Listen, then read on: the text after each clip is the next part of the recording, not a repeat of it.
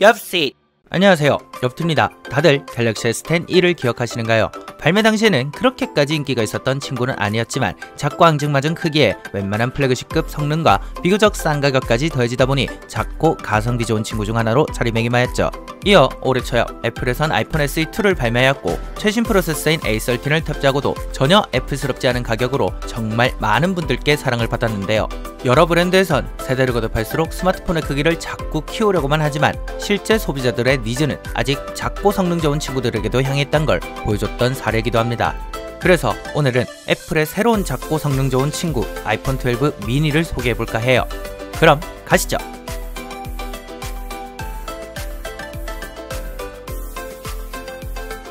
우선 패키징입니다.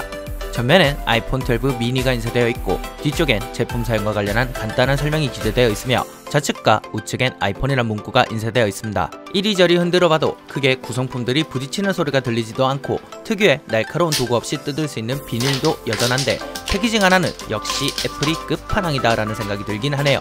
환경보호라는 명분 아래 작아진 패키징은 확실히 좀 어색하다는 느낌이 강하게 드는데 이전 세대인 아이폰 11 프로의 패키징과 비교해보면 그 차이가 더욱 심하게 다가오긴 합니다. 그래도 애플 특유의 감성이 담긴 높은 수준의 패키징이라는 사실은 변하지 않아요.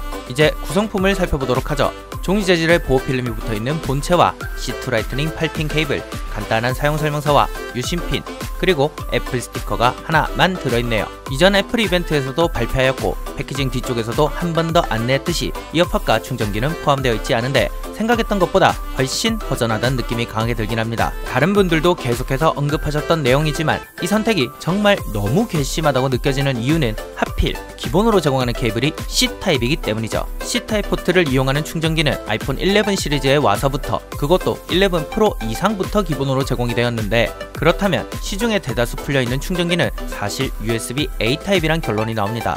정말 애플이 그토록 말하는 환경보호가 진짜 목적이었다면 A타입 케이블을 제공했어야 앞뒤가 맞아떨어지는 얘길 텐데 굳이 C타입 케이블을 제공했단 건 원가 절감과 더불어 충전기도 팔아먹어야겠다는 얘기로 밖에 들리지가 않네요.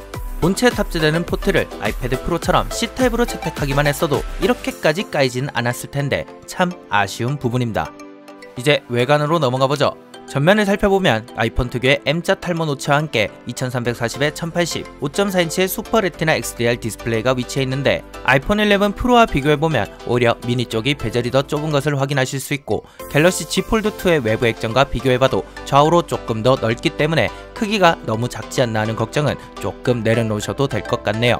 오른쪽엔 전원 버튼이, 좌측엔 아이폰만의 트레이드마크라 부를 수 있는 진동 모드 버튼과 볼륨 버튼, 유심 슬롯이 위치해 있고 아래쪽엔 스피커홀과 마이크, 그리고 애플의 오랜 고집인 라이트닝 8핀 포트가 위치해 있네요. 후면엔 애플 로고와 함께 유광으로 마감이 되어 있는데 f2.4 120도의 시야각을 가지는 초광각과 f1.6의 광각 카메라로 이루어진 카메라 섬은 초기에는 인덕션 내지 발칸포라 까였을지 몰라도 워낙에 갤럭시 라인업들의 카메라 디자인이 무지막지하게 나온 탓에 이제는 선녀라고 불러줘야 되지 않나 싶습니다.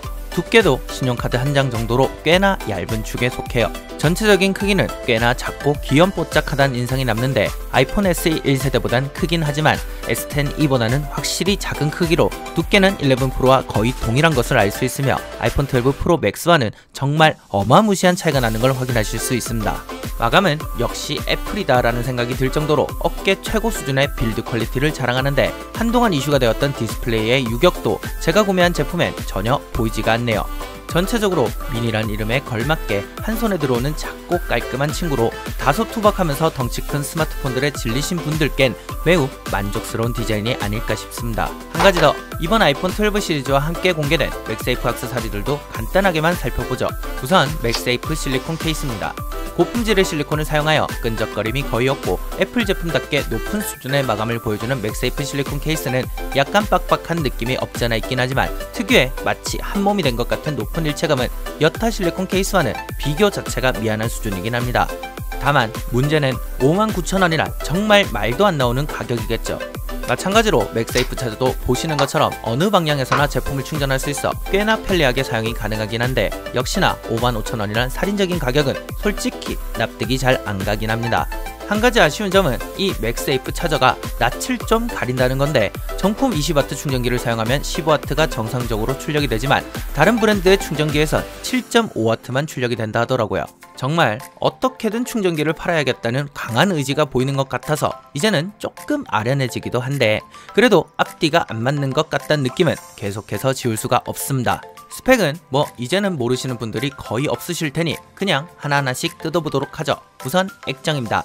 2340에 1080 5.4인치의 슈퍼 레티나 XDR 디스플레이는 전작인 11 시리즈와는 달리 이제는 FHD급 이상의 해상도를 지원하고 458ppi의 11 프로보다도 조금 더 높은 476ppi이기 때문에 픽셀이 보이거나 도트가 튀어 보이는 현상은 크게 없는 것으로 보입니다.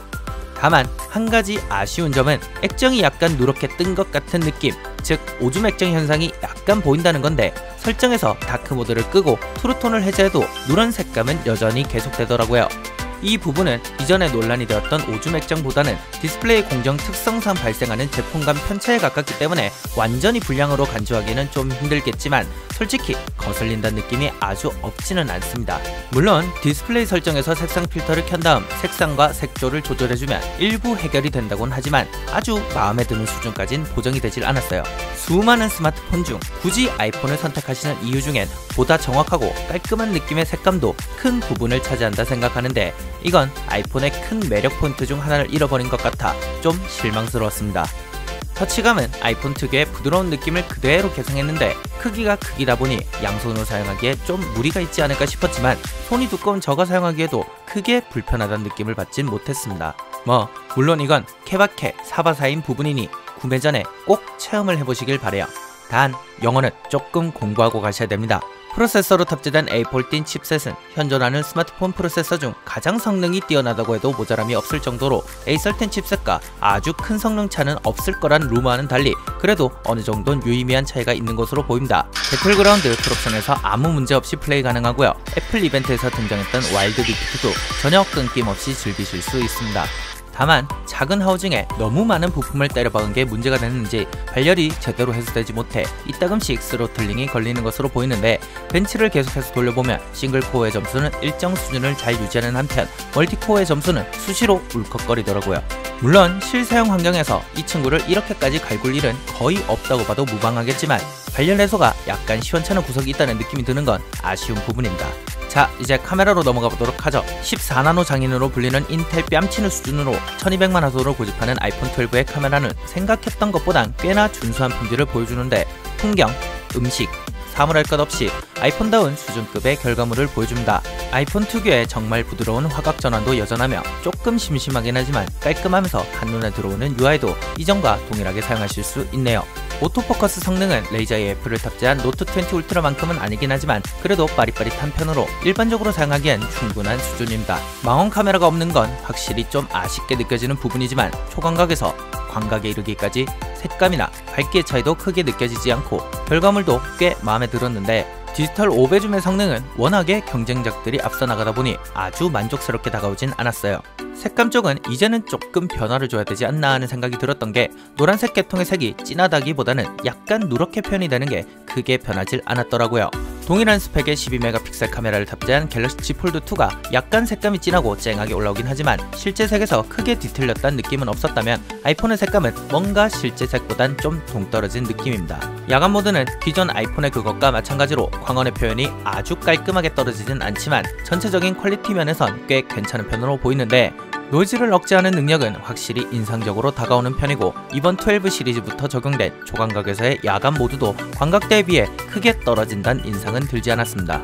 동영상 촬영은 기존과 마찬가지로 4K 60프레임까지 지원하는데 주간이나 조도가 충분히 확보된 상황이나 저조도나 야간처럼 빛이 모자란 환경 모두에서 좋은 품질을 보여주네요. 그 크기만큼이나 작은 용량인 2227mAh의 배터리는 공개 당시에도 요즘 출시되는 친구들에 비해 좀 모자라지 않나 하는 느낌이 강하게 들었는데, 애플의 최적화가 아무리 끝판왕급이라 하더라도 훨씬 이전에 출시된 S10e보다도 800mAh 이상 적다 보니 확실히 배터리가 줄줄 딴다는 게 느껴지더라고요. 50% 밝기에서 유튜브 영상을 지속적으로 시청했을 때 약 6시간에서 7시간가량밖에 버티지 못한다는 걸 고려해보면 적어도 아이폰 12 미니 유저분들에겐 보조 배터리는 선택이 아닌 필수템일 것으로 생각이 됩니다. 물론 게임이나 영상을 오랜 시간 사용하시는 헤비 유저분들이 이 친구를 선택하실 일은 거의 없겠지만요. 마지막으로 소리도 한번 들어보시죠.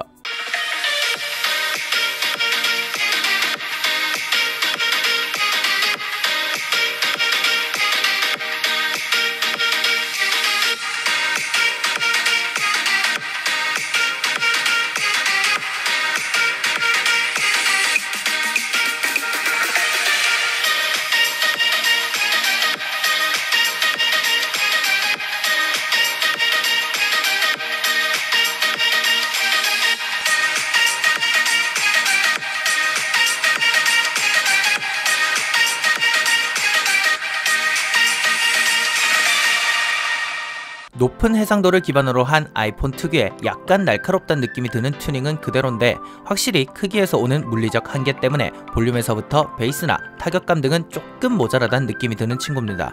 특별히 음질이 떨어지거나 하진 않지만 출력 자체가 조금 약하다는 인상은 남네요. 어느 정도 이 친구가 뭐하는 친구인지 알아본 것 같으니 이제는 까야 될 시간이죠. 환경보호라는 명분과는 서로 사맞디 아니한 패키징은 아무리 납득을 해보려고 해도 그 의도가 너무 불순해 보이고, 다른 친구들은 120Hz 심지어는 144Hz까지 탑재하겠다고 그렇게 난리통을 피우고 있는데, 그러거나 말거나 변함없는 60Hz는 이젠 고집인지 불통인지 당체 알 수가 없네요. 마스크 때문에 그 의미를 거의 잃어버린 노치는 이제는 그만 놓아줄 때가 되지 않았나 싶으며, 마지막으로 작은 크기에서 오는 물리적 한계를 이해 못하는 건 아니지만 5G를 탑재했다는 스마트폰의 배터리가 채 3000mAh가 못돼 하루를 쓰기에도 버거움이 있다는 건 조금 아니란 생각이 아니었을까 싶네요. 제가 준비한 영상은 여기까지이며 이래저래 아쉬운 소리들을 쏟아내긴 했지만 사실 이 친구를 구입하실 대다수의 분들은 퍼포먼스나 카메라의 성능보다는 작은 크기와 반가운 깻잎통 디자인이 주된 이유실 겁니다. 저 또한 그 부분에 있어선 동의하는 바고요. 보급형 느낌이 나는 아이폰 SE2나 갤럭시 S10 이처럼 작고 예쁘긴 하지만 어딘가 좀 비어있는 것 같은 그런 친구들과는 아예 결이 다른 친구로 보는 게 맞을 것 같습니다. 다만 지금까지 세계관 최강자로 불리던 아이폰의 신작이라고 하기엔 뭔가 애매하지 않나 하는 느낌은 지우기가 힘들고, 녹조 라떼와 벚꽃 에디션의 환장 콜라보 같은 QC 문제도 QC 문제지만 빅서게이트 같은 제품 외적인 서비스 파트마저 문제가 발생했다는 것은 이제는 애플이 변화해야 할 시점이 아닌가 하는 생각이 듭니다. 제품과 관련된 질문은 아래에 댓글로 남겨주시면 제가 아는 한 최대한 답변 드리도록 하고, 저는 또 맛있고 유익한 친구들과 함께 돌아오도록 하겠습니다. 또 봬요.